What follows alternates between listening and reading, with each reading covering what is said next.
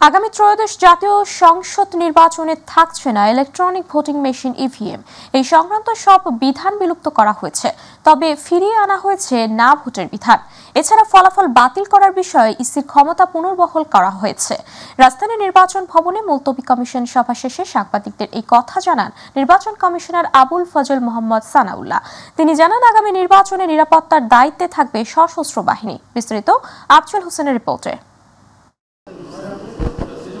নির্বাচন কমিশনের মুলতবি কমিশন বৈঠক শেষে নির্বাচন কমিশনার আবুল ফজল মোহাম্মদ সানাউল্লাহ বৈঠকের সিদ্ধান্তগুলো সাংবাদিকদের জানান। কমিশন আজকে অ্যাপ্রুভ করেছে। কমিশনের সিদ্ধান্ত অনুযায়ী শর্ত সাপেক্ষে আবারও ফিরছে না ভোট। এছাড়া নির্বাচনে ইভিএম পদ্ধতি সংক্রান্ত সব ধরনের বিধিবিধান বাতিল ঘোষণা করা হয়েছে। না ভোটের বিধান করা হয়েছে।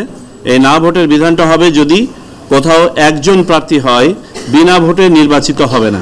যেহেতু ইভিএম এর ব্যবহার হবে না মর্মে আমরা ইতোপূর্বেই কমিশন সভায় সিদ্ধান্ত নিয়েছি, ইভিএম সংক্রান্ত যাবতীয় প্রভিশন বিলুপ্ত করা হয়েছে। রাজনৈতিক দল নিষিদ্ধ না হলেও কার্যক্রম নিষিদ্ধ হয়, সেই ক্ষেত্রে আমরা স্থগিত করছি এবং এটা আইনের আওতায় ঠিক আছে। নির্বাচনে কোনো ধরনের কারচুপি হলে পুরো আসনের ভোট বাতিলের ক্ষমতা নির্বাচন কমিশনের হাতে ফিরিয়ে এনেছে কমিশন। নির্বাচন কমিশন অবস্থা বুঝে নির্বাচন স্থগিত করা এক বা একাধিক বা সমস্ত কনস্টিটিউয়েন্সির, একইভাবে ফলাফল এক বা একাধিক বা সমস্ত কনস্টিটিউয়েন্সির ফলাফল বাতিল করতে পারবে। গণমাধ্যম কর্মীরা ভোট গণনার সময় উপস্থিত থাকতে পারবে, তবে শর্ত একই বলবৎ থাকবে সবার জন্য যে গণনা শুরু থেকে শেষ পর্যন্ত যারা থাকতে চাইবেন তাদেরকে পুরোটা সময়ব্যাপী থাকতে হবে। প্রধান নির্বাচন কমিশনার এএমএম নাসির উদ্দিনের সভাপতিত্বে এ বৈঠকে উপস্থিত ছিলেন অন্যান্য কমিশনার এবং ইসির সিনিয়র সচিব। থ্যাংক ইউ সবাইকে। জি, আফজল হোসেন, মাই টিভি, ঢাকা। নির্বাচনে সেনাবাহিনীর ৮০,০০০-এরও বেশি সদস্য দায়িত্ব পালন করবে বলে জানিয়েছেন অন্তর্বর্তী সরকারের স্বরাষ্ট্র উপদেষ্টা অবসরপ্রাপ্ত লেফটেন্যান্ট জেনারেল জাহাঙ্গীর আলম চৌধুরী। সকালে কেরানীগঞ্জের র্যাব কার্যালয় ও জেলখানা পরিদর্শনের পর সংবাদ সম্মেলনে সাংবাদিকদের এই তথ্য জানান তিনি। স্বরাষ্ট্র উপদেষ্টা বলেন, বর্তমান আইন শৃঙ্খলা পরিস্থিতিতে দেশে সুষ্ঠু ভোট সম্ভব। ভোট যেন সুষ্ঠু ও উৎসব মুখর হয় সেই ব্যাপারে সরকার সচেষ্টার পাশাপাশি রাজনৈতিক দলগুলো ও জনগণের সহযোগিতা দরকার বলেও মন্তব্য করেন স্বরাষ্ট্র উপদেষ্টা।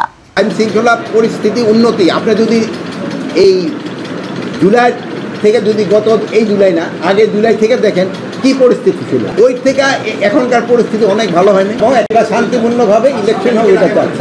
এই জন্য এটার জন্য যত ধরনের আমাদের প্রিপারেশন নেওয়ার আমরা প্রস্তুতি নিচ্ছি। দেশ যাতে গণতান্ত্রিক অবস্থায় ফিরে আসতে না পারে সেজন্য বিভিন্ন স্থান থেকে ষড়যন্ত্র চলছে বলে মন্তব্য করেছেন বিএনপির ভারপ্রাপ্ত চেয়ারম্যান তারেক রহমান। নওগাঁ জেলা বিএনপির সম্মেলনে তিনি বলেন, দলের সুসময়ে স্বার্থ উদ্ধার করতে যেসব সুবিধাভোগী ভিড়তে চায় তাদের কাছ থেকে সজাগ থাকতে হবে। তারেক বলেন, জনগণের ভোটে নির্বাচিত হয়ে শুধু ক্ষমতায় অধিষ্ঠিত হওয়ার চিন্তা করলে হবে না, তাদের আস্থা অর্জন করে সঠিকভাবে দেশ পরিচালনা করতে হবে। ইউসুফ আলীর রিপোর্ট। দ্বিবার্ষিক সম্মেলন উপলক্ষে নওগাঁ কনভেনশন সেন্টারে এই অনুষ্ঠানের আয়োজন করে জেলা বিএনপি। দীর্ঘ ১৫ বছর পর আয়োজিত সম্মেলনে লন্ডন থেকে অনলাইনে যুক্ত হয়ে বিএনপির ভারপ্রাপ্ত চেয়ারম্যান তারেক রহমান বলেন, নির্বাচন বানচাল করতে কাজ করছে অদৃশ্য শক্তি। এই যে বিএনপির যেই প্রত্যাশা, বিএনপির যে পরিকল্পনা দেশকে সামনে এগিয়ে নিয়ে যাওয়ার, মানুষের জীবনযাত্রা কিছুটা ভালো করার, এই পরিকল্পনা যাতে বাস্তবায়িত না হতে পারে তার জন্য কিন্তু ষড়যন্ত্র চলছে।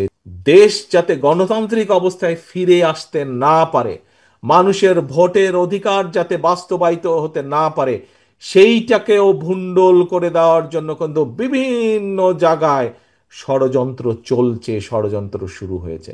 তিনি বলেন, বিএনপির সুসময় দেখে যারা দলে ভিড়তে চায় তাদের কাছ থেকে সাবধান থাকতে হবে। জনগণের আস্থা, জনগণের বিশ্বাস অর্জন করার মাধ্যমে আপনি ইনশাল্লাহ হয়তো জিতে গেলেন, কিন্তু তার পরের বিষয়গুলো কিন্তু আরো কঠিন, তার পরের বিষয়গুলো কিন্তু আরো অনেক অনেক বেশি প্রয়োজনীয়। কি সেটি? দেশকে সঠিকভাবে পরিচালনা করা। আপনার পিছে কিন্তু এখন অনেক ঘুঘু ঘুরঘুর ঘুরঘুর ঘুরঘুর করছে। এই ঘুঘুদের প্রতি খেয়াল রাখতে হবে। এই ঘুঘুরা কারো না, এই ঘুঘুরা শুধু নিজের স্বার্থ বুঝে, তারা আসবে, তারা আপনাকে ব্যবহার করবে, তারা আপনার সুনাম নষ্ট করবে, নিজেদের স্বার্থ অধিকার করবে, তারা দলের সুনাম নষ্ট করবে, নিজেদের স্বার্থ অধিকার করবে, আবার সুসুর করে দুঃসময় দেখলে তারা পালিয়ে যাবে।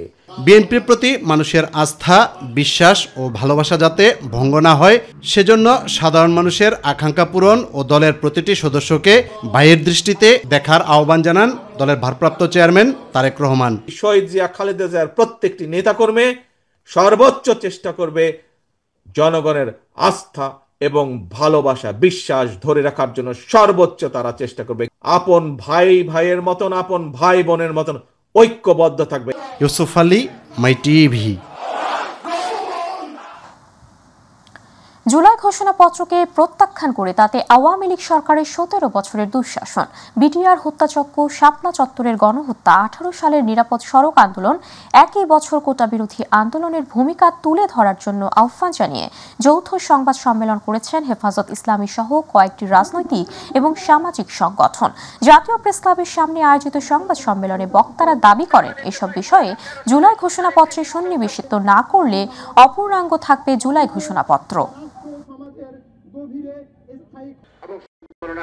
এখানে ফিলহানার হত্যাকে অস্বীকার করা হয়েছে, 2013 সালের শাপলা চত্বরের গণহত্যাকে অস্বীকার করা হয়েছে, কোটা বিরোধী আন্দোলনকে অস্বীকার করা হয়েছে, নিরাপদ সড়ক আন্দোলনকে অস্বীকার করা হয়েছে, 21 সালের মোদী বিরোধী আন্দোলনকে অস্বীকার করা হয়েছে। সর্বশেষ 1947 সালে যদি পাকিস্তান স্বাধীন না হতো, আমার এই বাংলাদেশ কোনোদিন স্বাধীন হতে পারত না, সেই ঐতিহাসিক 47কে অস্বীকার করা হয়েছে। আমরা এমন ঘোষণাপত্র চাই নাই যে ঘোষণাপত্রে জাতির আশা আকাঙ্ক্ষার কোন প্রতিফলন তারা দেখাতে পারে নাই বা পারবে না। এই ঘোষণাপত্র যেভাবে তারা প্রণয়ন করেছে, মনে হচ্ছে তারা নির্দিষ্ট একটি গোষ্ঠীকে কিংবা একটি দলকে খুশি করার উদ্দেশ্যে এটি তারা প্রণয়ন করেছে। আগামী জাতীয় সংসদ নির্বাচনে দেশের প্রায় 12% মানুষ বিএনপিকে, 10.4% জামায়াতকে এবং 2.8% এনসিপিকে ভোট দিতে চায়। এছাড়া এখনও সিদ্ধান্তহীনতার কথা জানিয়েছেন প্রায় 48% ভোটার। জাতীয় আর্কাইভ মিলনায়তনে অনুষ্ঠিত ডিআইজিটি পালস সার্ভে এর ফলাফল প্রকাশ অনুষ্ঠানে এসব তথ্য তুলে ধরা হয়। BRAC Institute of Governance and Development ও ভয়েস ফর রিফর্ম যৌথভাবে এই জরিপ পরিচালনা করেছে। আফজল হোসেনের আরেকটি রিপোর্ট। আগামী জাতীয় সংসদ নির্বাচনকে সামনে রেখে জনগণের মতামত, অভিজ্ঞতা ও প্রত্যাশা জানতে এক জরিপ করে BRAC Institute of Governance and Development ও ভয়েস ফর রিফর্ম। জরিপে দেখা যায় দেশের প্রায় 12% মানুষ বিএনপিকে, 10.4% জামায়াতকে এবং 2.8% এনসিপিকে ভোট দিতে চায়। তবে প্রায় 48% মানুষ এখনো কোনো সিদ্ধান্ত না নেওয়ার কথা জানান। যারা অতটা ধর্মপ্রবণ মানুষ না, কিন্তু জামাতের কথা ভাবছে just as an alternative, as a third force.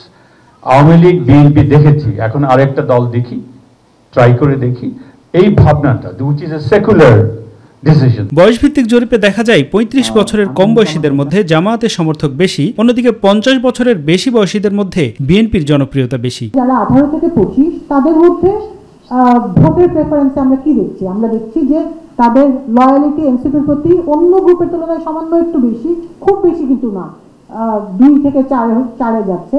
আবার বিএনপির প্রতি লয়ালিটি তাদের একটু কম, জামাতের প্রতি লয়ালিটি অন্য এজ গ্রুপের মতোই একই রকমই আছে।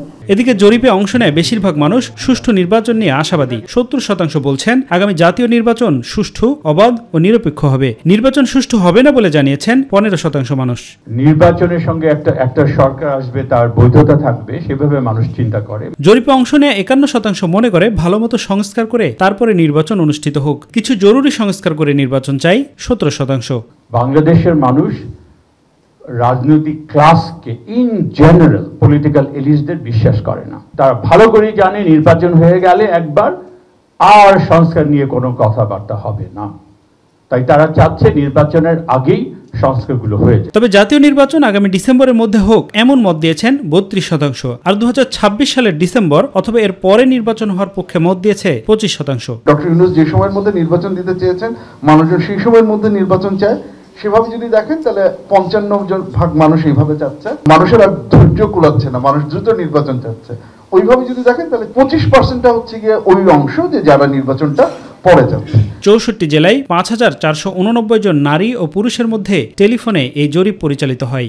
আমি একটু আগের স্লাইডটাই যেতে চাই। আফজাল হোসেন, মাই টিভি, ঢাকা। আমার মানে এই স্লাইড 3 দিনের রাষ্ট্রীয় সফরে মালয়েশিয়া পৌঁছেছেন প্রধান উপদেষ্টা ডক্টর মোহাম্মদ ইউনূস। দেশটির প্রধানমন্ত্রী আনোয়ার ইব্রাহিমের আমন্ত্রণে তার এই সফরকে খুবই গুরুত্বের সঙ্গে দেখা হচ্ছে। বিশেষ করে বিপুল জনশক্তি রপ্তানি এবং দুই দেশের বাণিজ্য বাড়ানোর ক্ষেত্রে অন্তত 5টি সমঝোতা স্মারক সই হওয়ার কথা রয়েছে এই সফরে। মালয়েশিয়া প্রতিনিধি আশরাফুল মামুনের পাঠানো তথ্যচিত্রে আতিকুর রহমান তিতাসের রিপোর্ট। প্রধান উপদেষ্টা ও তার সফর সঙ্গীদের বহনকারী বাংলাদেশ বিমানের ফ্লাইটটি সোমবার বেলা 2টায় ঢাকার হযরত শাহজালাল আন্তর্জাতিক বিমানবন্দর ছেড়ে যায়। গত এক যুগে এই প্রথম বাংলাদেশের কোনো সরকার প্রধান মালয়েশিয়া সফর করছেন। আর মালয়েশিয়ার প্রধানমন্ত্রী আনোয়ার ইব্রাহিমের সঙ্গে অধ্যাপক ইউনূসের ব্যক্তিগত সম্পর্কের কারণে এই সফর নতুন মাত্রা পেয়েছে। সফরের মূল আনুষ্ঠানিকতা সম্পন্ন হবে মঙ্গলবার, যেখানে দুই দেশের সরকার প্রধান পর্যায়ে আনুষ্ঠানিক বৈঠক অনুষ্ঠিত হবে। আর এই বৈঠক চলাকালে প্রতিরক্ষা ও জ্বালানি খাতে সহযোগিতা সহ 5টি সমঝোতা স্মারক সই হওয়ার কথা রয়েছে।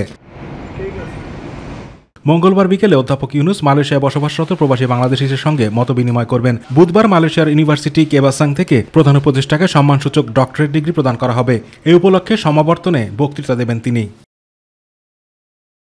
এই সফরে দীর্ঘ সময় ধরে জনশক্তি রপ্তানি সহ অমীমাংসিত বিভিন্ন সমস্যা সমাধানের প্রত্যাশা ও প্রাপ্তির স্বপ্ন দেখছেন প্রবাসীরা। পাসপোর্ট ডেলিভারি লেট হওয়ার কারণে অনেক প্রবাসী এই লিগ্যালাইজ থেকে বিরত থাকে। এই সমস্যাটা যাতে দ্রুত সমাধান করা হয়। এই প্রবাসীরা এত কষ্ট করে এই দেশেও টাকা উপার্জন করে বাংলাদেশে পাঠায়, অবশ্যই তাদের জন্য, এবং এই দেশে যদি কেউ কোনো অ্যাক্সিডেন্টে কোনো মারা যায়, কোনো কিছু হয়, অবশ্যই বিনা পয়সায় তাদের বাংলাদেশে প্রেরণ করা। প্রবাসীরা আশা করছেন বছরের পর বছর ঝুলে থাকা সমস্যাগুলো প্রধান উপদেষ্টার এই সফরের মাধ্যমেই সমাধান হবে। একটা সিন্ডিকেট ছাড়া সুন্দর সুষ্ঠুভাবে যাতে একটা প্রবাসী বিদেশে এসে যাতে স্বাবলম্বী হতে পারে, সেই বিষয়ে আপনাদের দৃষ্টি আকর্ষণ করছি। যারা এই দেশে শ্রমিক আছে, ভিসা নাই, এদেরকে ভিসা রিনিউ করার সুযোগ দেওয়া হোক, এটা আমি সরকারের প্রতি বিনীতভাবে অনুরোধ করব। আমি একজন সাধারণ প্রবাসী হিসাবে আমি মনে করি যে প্রত্যেকটা প্রবাসী যাতে এই মালয়েশিয়াতে লিগ্যাল থাকে। আতিকুর রহমান তিতাস, মাই টিভি। দীর্ঘ সময় ধরে বন্ধ রয়েছে মালয়েশিয়ার শ্রমবাজার। সবকিছু ঠিক থাকার পরও গত বছর সেখানে যেতে পারেনি 17,000 কর্মী। প্রধান উপদেষ্টা ডক্টর মোহাম্মদ ইউনূসের মালয়েশিয়া সফরকে ঘিরে বিপুল সম্ভাবনার অথচ সংকটময় শ্রমবাজারটিতে আশার আলো দেখছেন সংশ্লিষ্টরা। সিন্ডিকেট জটিলতা কাটিয়ে কর্মী পাঠাতে স্বচ্ছ প্রক্রিয়ার দাবি জানান তারা। SM আরিফের রিপোর্ট। এক বছরেরও বেশি সময় ধরে বন্ধ মালয়েশিয়ার শ্রমবাজার। চলতি বছর 2 দফা বৈঠকেও কোনো সিদ্ধান্তে পৌঁছতে পারেনি দুই দেশ। শ্রমবাজার নতুন করে চালুর অন্যতম অন্তরায় সিন্ডিকেট জটিলতা। দেশটিতে লাগাতার অবৈধ বাংলাদেশি গ্রেফতার, ভিজিট ভিসায় গিয়ে প্রতারণা, জঙ্গি তৎপরতা নতুন করে সংকট সৃষ্টি করেছে। তাতে 2024-এ যেতে না পারা 17,000 কর্মীর মধ্যে প্রথম ধাপে যোগ্য প্রায় 8,000 কর্মীর ভাগ্য অনিশ্চয়তার মধ্যে রয়েছে। অবশ্য প্রধান উপদেষ্টা ডক্টর মোহাম্মদ ইউনূসের মালয়েশিয়া সফর ঘিরে আশার আলো দেখছেন সংশ্লিষ্টরা। আমরা আশা করছি ওনার এই সফরে মালয়েশিয়া শ্রমবাজার আবার উন্মুক্ত হবে এবং ডেফিনেটলি সেটা স্বচ্ছতার ভিত্তিতে হবে এবং সেখানে যেন কর্মীদেরকে আগের মতো অতিরিক্ত 1.5 লক্ষ টাকা চাঁদা দিতে না হয় এবং রিক্রুটমেন্ট এজেন্সি সিন্ডিকেটে সিলেকশন করার জন্য আগে যেমন 5 কোটি টাকা লাগতো, এখন আবার 15 কোটি টাকা দাবি করছে। এরকম কোনো অনৈতিক লেনদেন যেন করতে না হয়। বাইরার সাবেক এই নেতা জানান, কেবল বাজার চালু হলেই চলবে না, নিরসন ঘটতে হবে সিন্ডিকেট জটিলতার। দুই দেশের সরকারের স্বচ্ছতা থাকতে হবে। এখানে সিন্ডিকেটটা স্থাপিত হয়েছে দুই দেশের কিছু সরকারি বেসরকারি বিভিন্ন ব্যক্তিবর্গের একটা গোষ্ঠীর মাধ্যমে এই সিন্ডিকেটটা কিন্তু হয়েছিল, কর্মীদেরকে শোষণ করার জন্যই এটা হয়েছিল। সেই জন্য আমরা মনে করি যে এই সুযোগটা না দিয়ে একটা এই এমইউটা আমাদের চেঞ্জ করা দরকার। প্রয়োজনে কর্মীরা যাতে অতিরিক্ত খরচ না দিতে হয় এবং আমাদের সরকারও যাতে এটা নিয়ন্ত্রণ করে এবং রিক্রুটিং এজেন্সিও যাতে কোনো অতিরিক্ত খরচ নিতে না পারে, সেই জন্য আমরা বলেছি একটা অ্যাপস হতে পারে।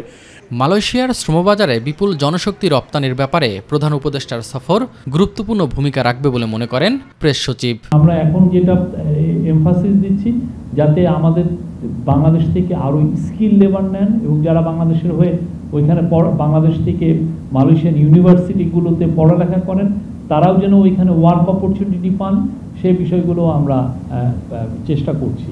মালয়েশিয়ার প্রধানমন্ত্রী আনোয়ার ইব্রাহিমের সঙ্গে ডক্টর মোহাম্মদ ইউনূসের ব্যক্তিগত সম্পর্ক এই সফরে উষ্ণতা ছড়াবে বলে মনে করছেন সবাই। SM Arif, my TV, Dhaka. জুলাই গণঅভ্যুত্থানে 5ই আগস্ট রাজধানীর চাংখারপুলের শহীদ শাহরিয়ার খান আনাজ সহ 6 জনকে হত্যার অভিযোগে 8 জনের বিরুদ্ধে সূচনা বক্তব্য শুরু হয়েছে সোমবার। বিচারপতি মোহাম্মদ গোলাম মর্তুজা মজুমদারের নেতৃত্বে 3 সদস্যের ট্রাইব্যুনাল 1-এ সাক্ষ্য গ্রহণ শুরু হয়। সকালে এই মামলায় গ্রেপ্তার কনস্টেবল সুজন সহ 4 জনকে আন্তর্জাতিক অপরাধ ট্রাইব্যুনালে হাজির করা হয়। ট্রাইব্যুনালে আজ শুরুতেই সূচনা বক্তব্য উপস্থাপন করেন চিফ প্রসিকিউটর মোহাম্মদ তাজুল ইসলাম। পরে চাংখারপুলে মানবতা বিরোধী অপরাধের এই মামলার প্রথম সাক্ষী হিসেবে সাক্ষ্য শুরু করেন শহীদ আনাসের বাবা পলাশ। এছাড়া সাক্ষী হিসেবে তার মা উপস্থিত ছিলেন। সূচনা বক্তব্য উপস্থাপন শেষে সাংবাদিকদের তাজুল ইসলাম বলেন, যেসব তরুণ রক্ত দিয়ে বাংলাদেশকে দ্বিতীয়বার মুক্ত করেছে তাদের স্বজন পরিবার বেঁচে আছেন। এই পরিবারের প্রতি জাস্টিস করার যে চেষ্টা সেটা রাষ্ট্রের পক্ষ থেকে নিশ্চিত করা হবে।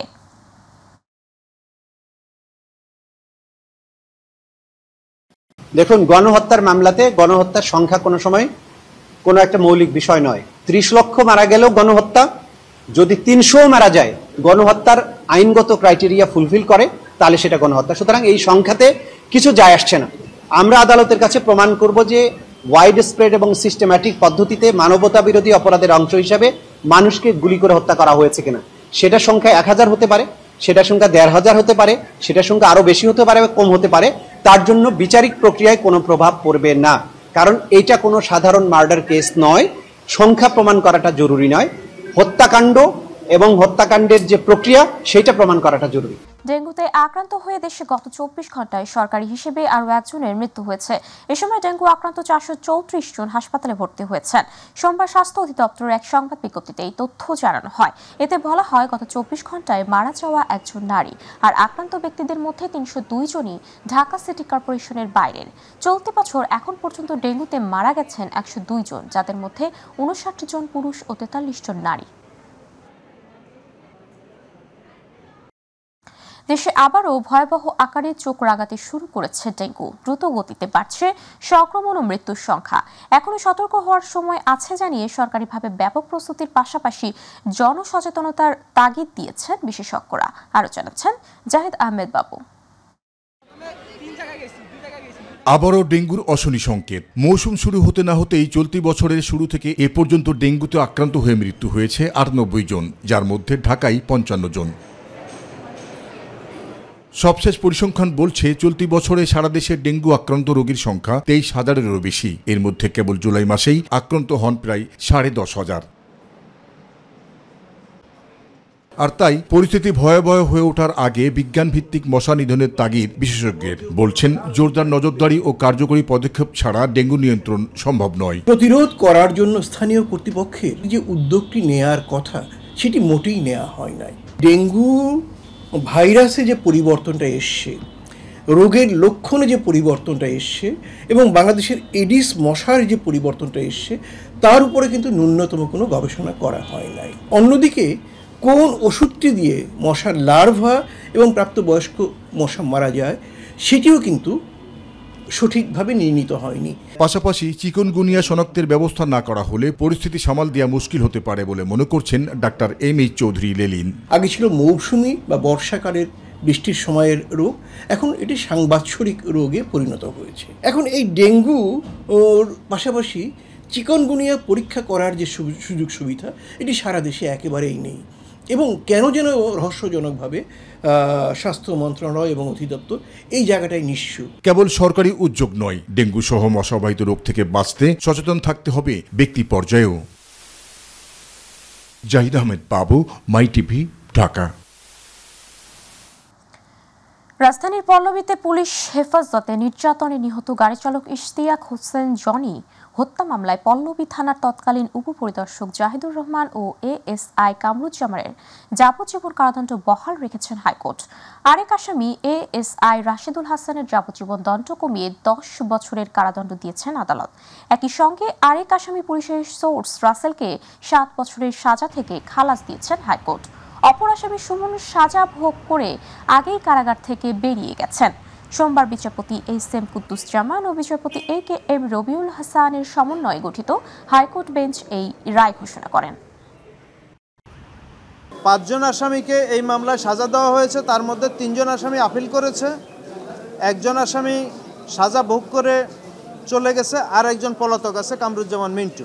বিশ্ববিদ্যালয়ের শিক্ষার্থীদের অসদাচরণ, র্যাগিং, হয়রানি সহ সংশ্লিষ্ট সমস্যা দ্রুত ও গোপনীয়তার সাথে সমাধান করতে দেশে প্রথমবারের মতো তৈরি হলো কৃত্রিম বুদ্ধিমত্তা ভিত্তিক web software proctorial service system DIU smart protector. এই সফটওয়্যারের মাধ্যমে বিশ্ববিদ্যালয়ের শিক্ষার্থীরা প্রক্টোরিয়াল সেবা গ্রহণ করতে পারবে সহজে। এর মাধ্যমে কেস লগিং, ট্র্যাকিং ও সমাধান স্বয়ংক্রিয় দক্ষতার সাথে সম্পূর্ণ হবে। শিক্ষা প্রতিষ্ঠানের প্রক্টোরিয়াল স্টাফরা এর সহায়তায় সচেতন সিদ্ধান্ত নিতে পারবেন, যা শিক্ষা প্রতিষ্ঠানের শৃঙ্খলা, স্বচ্ছতা ও জবাবদিহিতা বৃদ্ধি করবে। সফটওয়্যারটি বিকেলে সাভার ড্যাফোডিল ইন্টারন্যাশনাল ইউনিভার্সিটির প্রক্টর অফিস এবং সফটওয়্যার ইঞ্জিনিয়ারিং বিভাগ যৌথভাবে উদ্বোধন করে। এ সময় ড্যাফোডিল ইন্টারন্যাশনাল ইউনিভার্সিটির উপাচার্য প্রফেসর ডক্টর M.R. কবির সহ সফটওয়্যার ইঞ্জিনিয়ারিং বিভাগের প্রফেসর এবং ডেভেলপাররা উপস্থিত ছিলেন।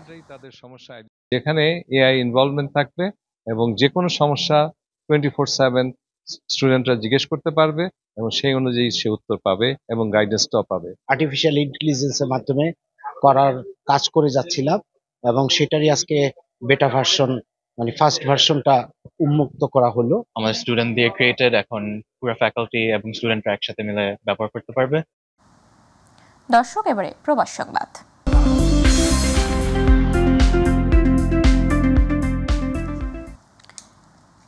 মালয়েশিয়া প্রবাসীদের উদ্যোগে বিএনপির ভারপ্রাপ্ত চেয়ারম্যান তারেক রহমানকে ধন্যবাদ ও কৃতজ্ঞতা জানাতে সংবাদ সম্মেলন করছে দেশটিতে বসবাসরত প্রবাসীরা।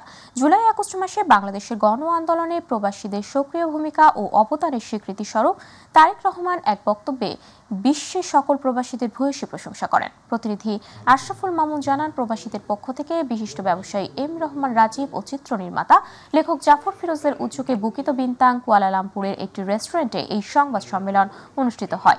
ব্যবসায়ী S.M. বশির আলমের সঞ্চালনায় অনুষ্ঠানে শুভেচ্ছা বক্তব্য দেন মালয়েশিয়া বিএনপির সভাপতি ইঞ্জিনিয়ার বদলুর রহমান খান। দেশের জনগণ ও প্রবাসীদের মঙ্গল কামনায় দোয়া পাঠ করেন ব্যবসায়ী ও কমিউনিটি নেতা তালহা মাহমুদ। এ সময় অনুষ্ঠানে কমিউনিটি নেতা আব্দুল জলিল লিটন, S.M. রহমান তনু, M.J. আলম, মোয়াজ্জেম হোসেন নিপু, কাজী সালাউদ্দিন, জসিমউদ্দিন, মনসুখ হা, জাকির হোসেন, আনোয়ার হোসেন সেলিম সহ আরও অনেকে উপস্থিত ছিলেন।